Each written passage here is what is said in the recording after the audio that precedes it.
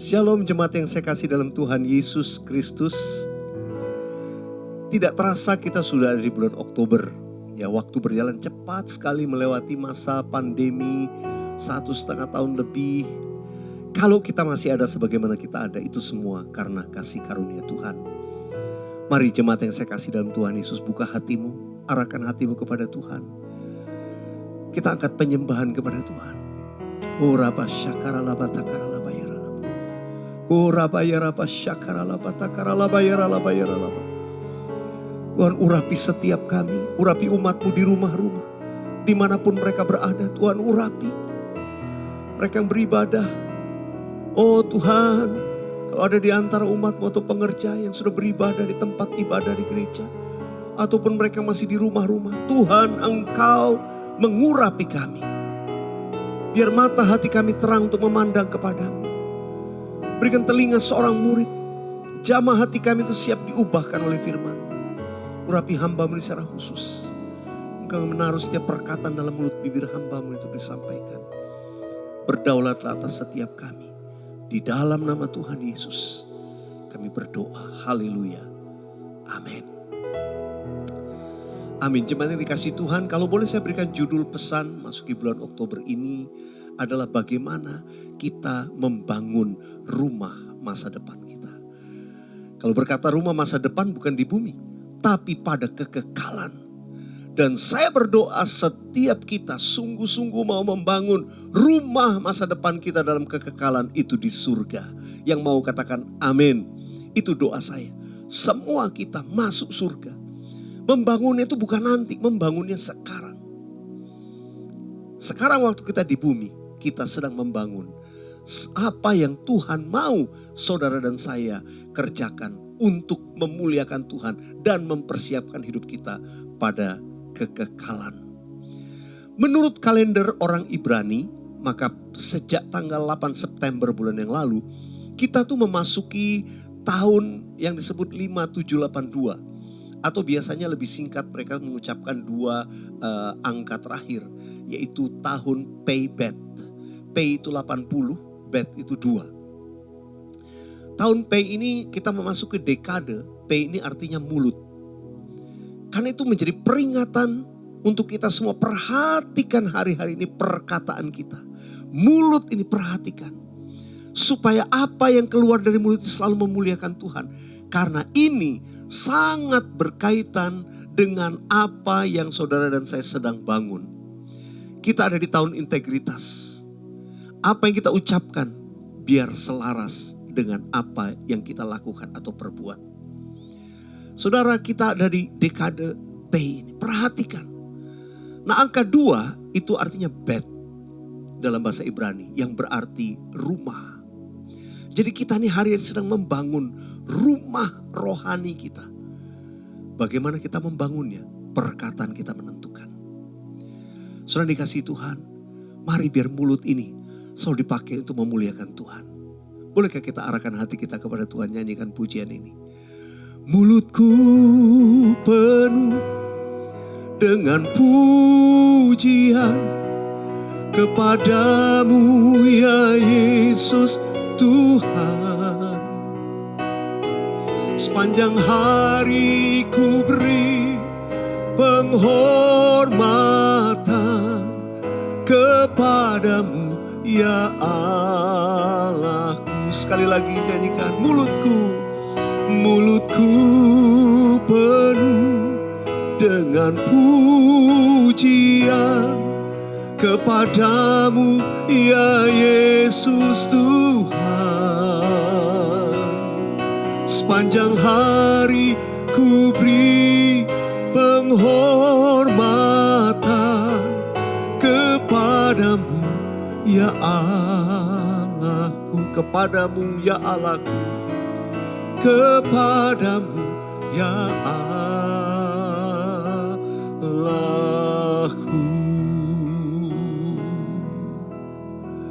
Biar mulut bibir kita dipakai untuk memuliakan Tuhan. Dan dengan kita lakukan itu, kita sebetulnya sedang mempersiapkan rumah kita. Rumah rohani yang akan membawa kita pada kekekalan. Saudara dikasih Tuhan, saya teringat apa yang dikatakan firman Tuhan dalam kitab Hagai pasal yang pertama. Ya, kita akan membaca beberapa bagian ayat di Hagai pasal yang pertama ini. Mungkin ayat yang ke-7 dan ayat yang ke-8 saja kita baca terlebih dahulu. Dikatakan begini. Beginilah firman Tuhan semesta alam. Baca sama-sama. Perhatikanlah keadaanmu. Jadi naiklah ke gunung, bawalah kayu dan bangunlah rumah itu. Maka aku akan berkenan kepadanya dan akan menyatakan kemuliaanku di situ. Firman Tuhan. Jelas Tuhan tuh berkata, menegur bangsa Israel, perhatikan keadaanmu. Firman Tuhan yang sama juga berbicara kepada kita hari-hari ini. Perhatikan keadaanmu. Saudara dikasih Tuhan, introspeksi itu sangat penting. Perhatikan keadaan kita. Seperti apa keadaan kita hari-hari ini? Pada waktu itu bangsa Israel disuruh melihat keadaannya. Dan ini yang diungkapkan oleh Nabi Hagai di ayat yang ke-5 dan ayat yang ke-6. Mari perhatikan bersama-sama, saya akan bacakan. Oleh sebab itu beginilah firman Tuhan semesta alam. Perhatikanlah keadaanmu. Kamu menabur banyak tetapi membawa pulang hasil sedikit. Kamu makan tetapi tidak sampai kenyang. Kamu minum tetapi tidak sampai puas. Kamu berpakaian tetapi badanmu tidak sampai panas. Dan orang yang bekerja untuk upah, ia bekerja untuk upah yang ditaruh dalam pundi-pundi yang berlobang. Itu keadaan bangsa Israel. Kamu menabur banyak tapi menuai hasil sedikit. Kamu menaruhnya, bawa pulang tapi makan tidak sampai kenyang. Minum gak sampai puas. Ya, apa yang kita terima seperti ditaruh di pundi yang berlubang, bocor terus habis. Ini keadaan bangsa Israel. Saya berdoa, jemaat yang dikasih Tuhan, keadaan saudara jauh lebih baik daripada ini. Saya rindu keadaan kita itu dalam kondisi rohani yang berkenan kepada Tuhan. Berkat Tuhan menyertai saudara. Ataukah mungkin keadaan kita hari-hari ini? Keadaan yang mungkin menurut saudara, keadaan saya gak baik Pak. Saya mengalami kesusahan, keluarga saya finansial, masalah juga dalam hubungan silih berganti, sakit penyakit melanda keluarga saya. Mungkin itu keadaan kita. Jujur di hadapan Tuhan, mari kita lakukan yang namanya introspeksi. Perhatikanlah keadaanmu. Introspeksi itu sangat penting supaya kita tahu bagaimana keadaan kita. Situasi di mana kita berada. Saudara, Tuhan berfirman dalam kitab Wahyu pasal yang ketiga. Kalau kita baca dari ayat 14 sampai 22 kepada jemaat di Laodikia. Tuhan tuh berkata, kamu tuh gak panas, gak dingin. Suam-suam kuku itu keadaanmu. Karena itu aku akan memuntahkan engkau. Karena kamu gak panas, kamu gak dingin. Suam-suam kuku, aku akan memuntahkan engkau. Itu keadaan.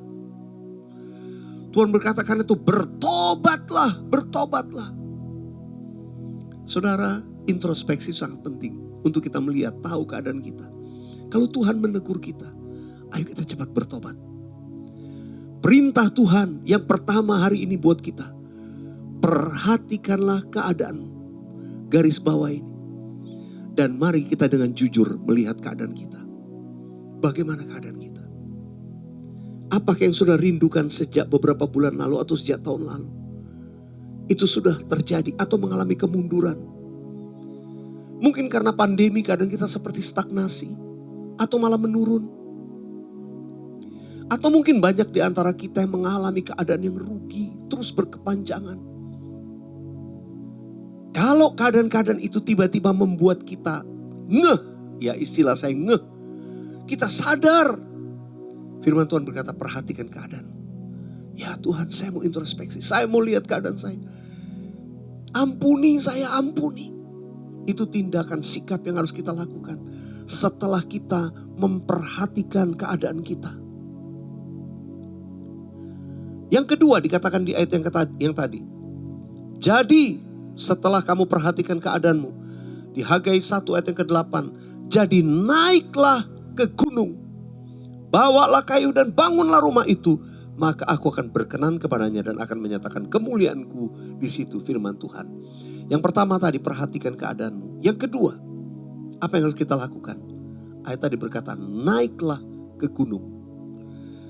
Apa arti rohani daripada naik ke atas gunung?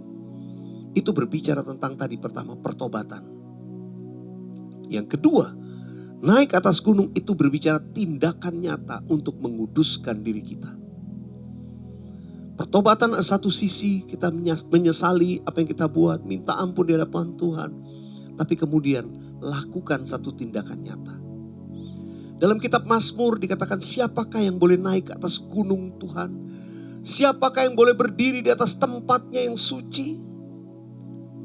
Siapa yang bisa naik ke atas gunung Tuhan? Orang yang bersih tangannya, yang murni hatinya.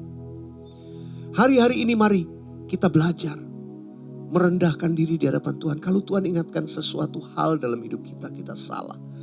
Minta ampun sama Tuhan. Bertobat. Dan membuat langkah-langkah yang nyata. Saya tekankan sekali lagi, membuat langkah-langkah yang nyata. Untuk sebuah perubahan dalam hidup ini. Itulah yang namanya bertobat. Karena sebab bertobat itu bukan di mulut. Bertobat itu bukan sekedar sebuah planning.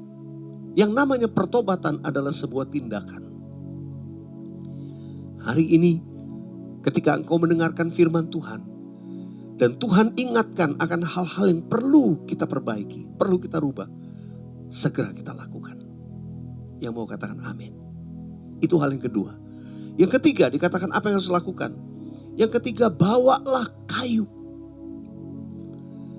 Kayu, pengertian rohani itu selalu tiap kali kalau saya diingatkan kayu, arti rohani mengingatkan tentang salib Kristus. Membawa kayu itu berbicara tentang terus mengingat karya Kristus di kayu salib. Membawa kayu itu berbicara tentang ucapan syukur dan penyembahan kita. Orang yang selalu mengingat kebaikan Tuhan, karya Kristus di kayu salib. Saudara, sama dengan membawa kayu tadi, mempersiapkan kayu. Kenapa kayu? Zaman itu kayu adalah bahan bakar. Zaman itu bahan bakar untuk membakar sesuatu itu pakai kayu. Untuk membakar korban, untuk membangun sesuatu itu dipakai kayu. Hari-hari ini biarlah kasih Kristus itu seperti bahan bakar dalam hati kita. Yang membuat roh kita tetap menyala. Yang membuat roh kita tetap berkobar. Bawa kayu dalam hidupmu. Jangan pernah lupakan kebaikan kasih Tuhan Yesus. Sampai hari ini saya pun setiap pagi kalau saya doa, saya akan awali dengan ucapan syukur. Siapa saya? Kalau bukan karena kasih Tuhan Yesus. Kalau bukan karena Tuhan Yesus telah mati di kayu salib, menggantikan segala dosa dan pelanggaran saya. Siapakah aku ini Tuhan?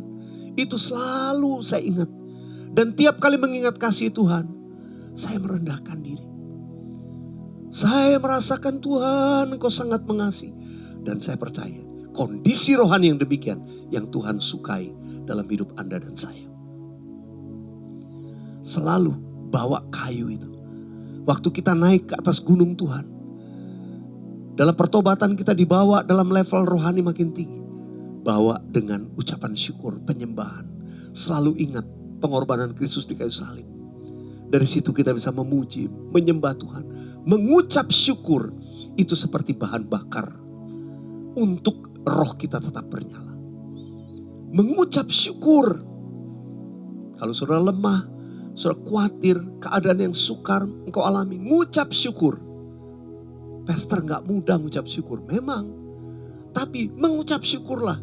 Makanya Alkitab berkata mengucap syukurlah, itu perintah. Keadaannya gak memungkinkan, yes, lakukan. Waktu engkau mengucap syukur, even dalam keadaan yang sulit sekalipun, saudara seperti sedang membawa kayu naik ke atas gunung Tuhan, untuk membangun rumah bagi dia. Yang mau katakan amin. Dan kemudian bangunlah rumah itu. Kalau sudah kita bawa kayu, dibawa Tuhan naik ke tempat ini, sekarang bangun rumah. Bagaimana kita bangun rumah rohani kita? Secara prinsip sederhana, waktu kita membangun itu, kita menjadikan ini bait Roh Kudus, bait Allah. Firman Tuhan berkata, rumahku akan disebut rumah doa. Karena itu jadikan bait ini menjadi rumah doa. Membangun rumah adalah ketika sudah mulai membangunnya dalam doa. Dan mengisinya dengan firman Tuhan. Hanya firman Tuhan menjadi foundation dasar yang kuat untuk membangun rumah itu. Cara membangun rumah adalah doa dan firman Tuhan. Kalau sudah melihat 4 hal yang saya ucapkan tadi, itu sebenarnya hal yang dasar. Tuhan hari-hari ini ingatkan saya untuk kita semua back to the basic. Back to the basic life of Christianity.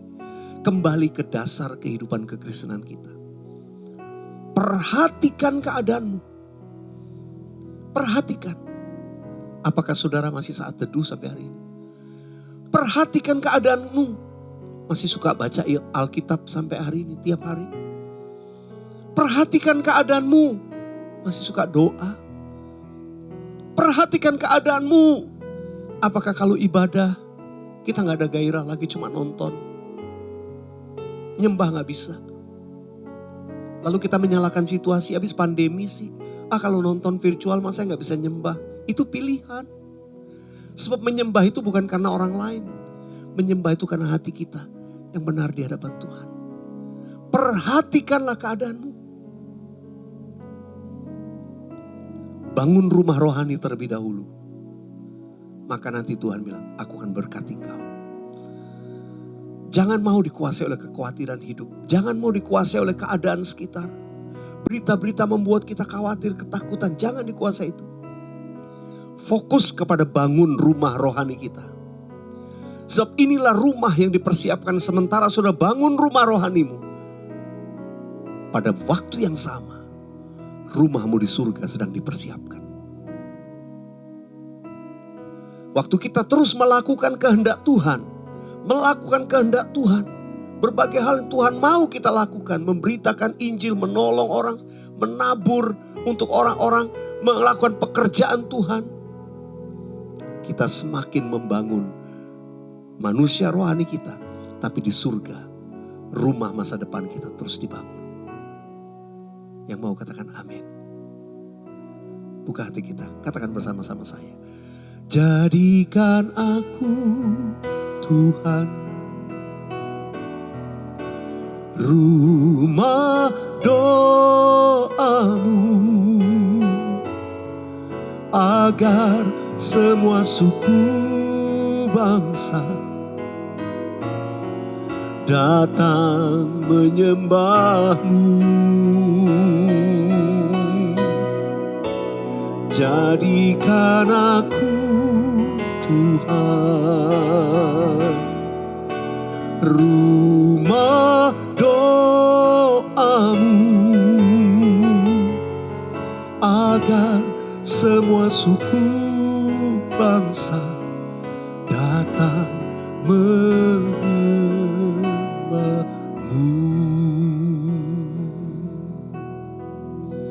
Perhatikan rumah kita, rumah rohani. Tapi Tuhan juga ingatkan, perhatikan keluargamu. Perhatikan rumah tanggamu. Bagaimana keadaan keluargamu? Saya mengajak kita di bulan Oktober ini, mari perhatikan keluarga-keluarga. Khususnya saya mau berbicara kepada para pria, para suami. Perhatikan keluargamu. Karena membangun keluarga itu bukan tanggung jawab istri, itu tanggung jawab suami. Pria punya tanggung jawab membangun keluarga. Bukan cuma sekedar cari duit, bukan. Tapi bangun rohani keluargamu. Untuk itu saya berdoa setiap pria, ayo ini hari-hari kita alami kebangkitan. Ada janji Tuhan yang luar biasa bagi setiap pria yang sungguh-sungguh membangun rumah rohaninya benar. Dalam Mazmur 128 saya mau ajak kita membaca, perhatikan baik-baik. Ini indah sekali Mazmur 128. Saya bacakan dengan cepat. Nyanyian ziarah. Berbahagialah setiap orang yang takut akan Tuhan, yang hidup menurut jalan yang ditunjukkannya. Apabila engkau memakan hasil jerih payah tanganmu, berbahagialah engkau dan baiklah keadaanmu. Istrimu akan seperti pohon anggur yang subur di dalam rumahmu. Anak-anakmu seperti tunas pohon zaitun sekeliling mejamu. Sesungguhnya, perhatikan, demikianlah akan diberkati orang laki-laki yang takut akan Tuhan. Katakan amin. Kiranya Tuhan memberkati engkau dari Sion, supaya engkau melihat kebahagiaan Yerusalem seumur hidupmu, dan melihat anak-anak dari anak-anakmu damai sejahtera atas Israel. Membangun rumah tangga atau keluarga itu tanggung jawab para pria, para suami, para ayah. Membangun masa depan untuk anak-anakmu, membangun keluarga yang berbahagia diberkati Tuhan. Karena itu Tuhan mau berbicara kepada para pria hari-hari ini. Tuhan menyuruh saya di bulan Oktober ini, perhatikan para pria. Kita akan mengadakan seminar khusus untuk para pria. Nanti sudah bisa lihat dalam tayangan, mungkin sudah diumumkan di setiap cabang. Saya mendorong untuk para pria, ayo daftarkan segera. Ikut dalam seminar ini, karena ini sangat-sangat penting. Untuk apa? Bukan hanya untuk hidup saudara sekarang, tapi engkau sedang membangun rumah tanggamu, keluargamu.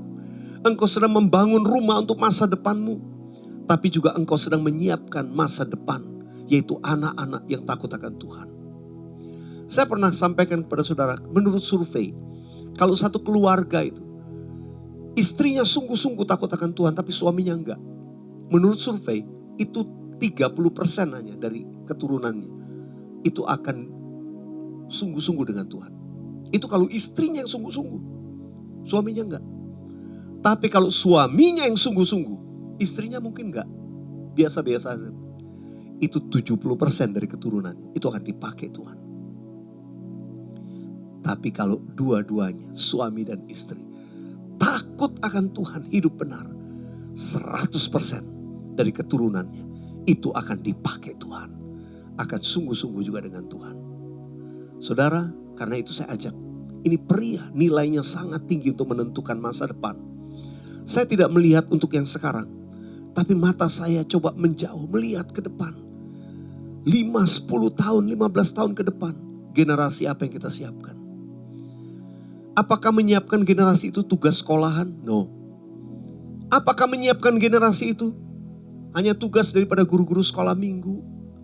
Atau mentor-mentor di ibadah youth, anak-anak muda? Enggak. Yang paling utama tanggung jawab itu adalah pada seorang suami atau ayah. Apa yang kita tabur itu mempersiapkan masa depan yang besar. Pertobatan kita hari ini, membangun rumah rohani kita hari ini, itu sama dengan mempersiapkan masa depan yang luar biasa bagi kemuliaan Tuhan. Karena itu buka hatimu, siapkan hatimu.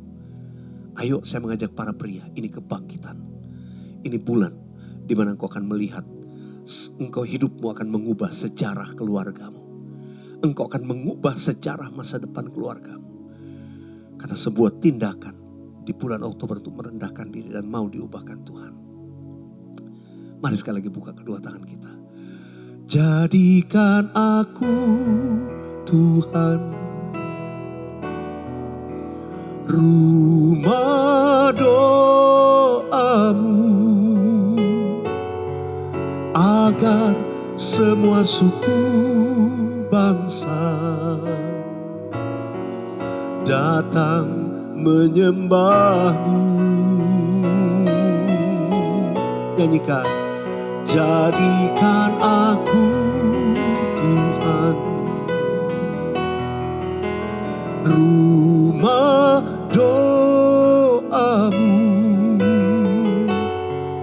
agar semua suku bangsa datang menyembahmu. Mari saja kita buka kedua tangan kita di hadapan Tuhan. Koraba shandara laba takara laba laba laba laba laba laba. Kinara nama takara laba ya raba shandara laba laba. Kami mau responi firman-Mu Tuhan saat ini. Firman-Mu yang berkata, perhatikanlah keadaanmu. Kami mau Tuhan. Kami mau menjadi orang-orang yang meresponi firman-Mu. Ampuni kami, ampuni pelanggaran dan dosa kami. Selama ini mungkin kami membiarkan yang membuat manusia rohani kami suam-suam kuku. Yang membuat keadaan rohani kami tidak dingin, tidak panas. Sehingga Tuhan bisa memuntahkan. Ampuni kami Tuhan, ampuni. Tuhan bawa kami naik ke atas gunung kudus-Mu. Tuhan biar hati kami dipenuhi dengan ucapan syukur. Kami boleh terus mengingat karya Kristus di kayu salib. Dan itu membuat kami seperti membawa kayu ke atas gunung untuk membangun rumah. Dan biar kami kembali kepada hubungan kami dengan Tuhan. Kembali kepada kasih yang mula-mula. Memiliki persekutuan dalam doa, penyembahan. Saat teduh, membaca, merenungkan firman Tuhan.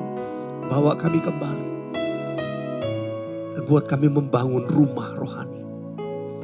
Rumah yang dipersiapkan. Juga untuk rumah masa depan kami pada kekekalan di surga. Tuhan meteraikan firman-Mu ini.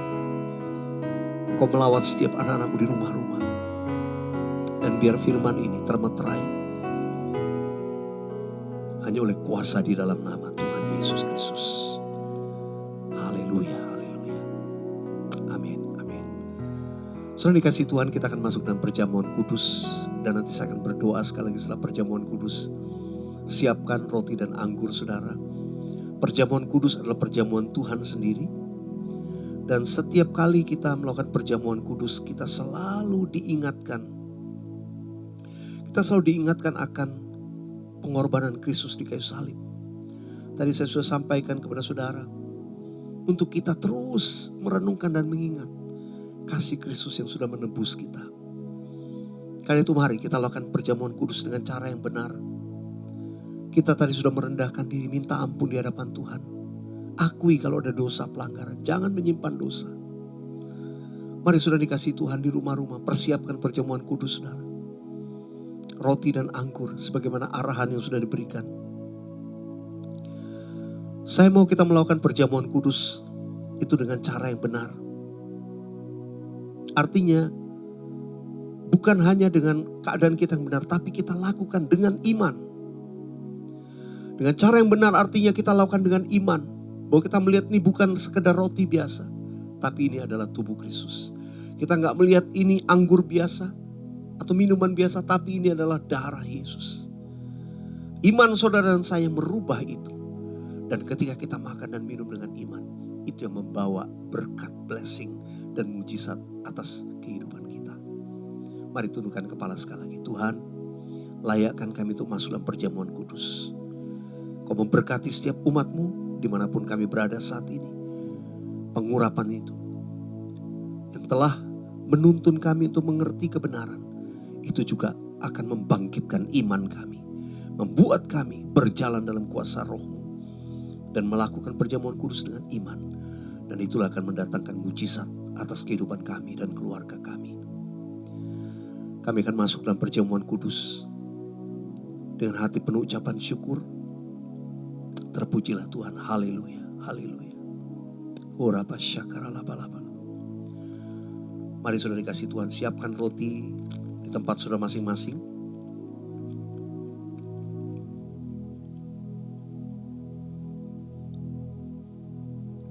Sebab apa yang telah kuteruskan kepadamu telah aku terima dari Tuhan. Yaitu bahwa Tuhan Yesus pada malam waktu ia diserahkan mengambil roti. Mari kita angkat roti di tangan kanan kita tinggi-tinggi. Dan sesudah itu ia mengucap syukur atasnya. Ia memecah-mecahkannya dan berkata, inilah tubuhku yang diserahkan bagi kamu. Perbuatlah ini menjadi peringatan akan aku. Jemaat yang saya kasih dalam Tuhan Yesus. Bukankah roti yang kita pecah-pecahkan ini adalah persekutuan kita dengan tubuh Kristus? Amin. Mari dengan iman kita makan dalam nama Yesus.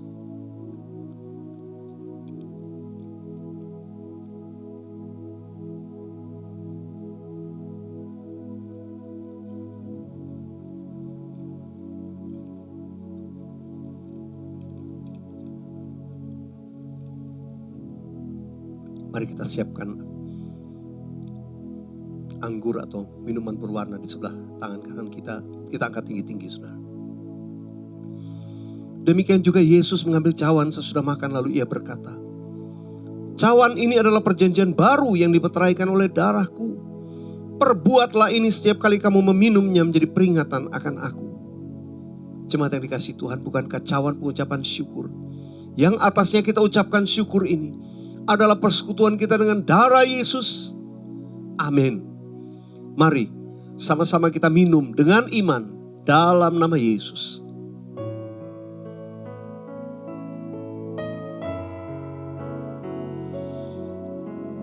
Mari kita buka kedua tangan kita. Angkat ucapan syukur dengan suara kita. Katakan terima kasih Tuhan. Katakan terima kasih Tuhan. Terima kasih. Terima kasih Tuhan Yesus. Ucapkan syukur. Tuhan sedang membawa engkau naik ke atas gunung Tuhan. Ucapan syukur biar berkenan di hadapan Tuhan. Dari hati kami yang paling dalam. Karena kami menyadari karya-Mu di kayu salib menebus, menyelamatkan kami. Terima kasih Tuhan, terima kasih. Engkau membebaskan kami, menyembuhkan kami, memulihkan kami. Mari saudara dikasih Tuhan, buka kedua tanganmu di hadapan Tuhan. Kalau ada di antara saudara sakit, sedang membutuhkan pertolongan Tuhan, jawaban Tuhan, taruh tangan satu lagi di dada saudara. Rasakan kasih Tuhan dan dengan iman percaya. Tuhan menyembuhkan engkau. Dalam nama Yesus. Tuhan membebaskan. Mereka yang terikat dilepaskan. Mereka yang hidup dalam kekhawatiran diangkat bebannya. Tuhan pulihkan anak-anak-Mu. Buka jalan. Sekalipun tidak ada jalan, buka jalan buat setiap anak-anak-Mu. Kau menolong mereka yang susah. Tuhan, Engkau lihat keadaan umat-Mu semua. Kalau ada yang sakit secara fisik, sembuh dalam nama Yesus. Yang sakit secara finansial, Tuhan tolong. Sembuhkan umat-Mu. Pulihkan keluarga demi keluarga. Dalam nama Tuhan Yesus. Terima kasih Tuhan, terima kasih. Terima kasih, mari angkat suaramu bersama-sama. Katakan di hadapan Tuhan, terima kasih. Terima kasih Yesus. Terima kasih Yesus. Ku beri syukur hanya bagi-Mu, ya Allahku, ya Tuhanku. Terima kasih Yesus. Terima kasih Yesus. Ku beri syukur hanya bagi-Mu.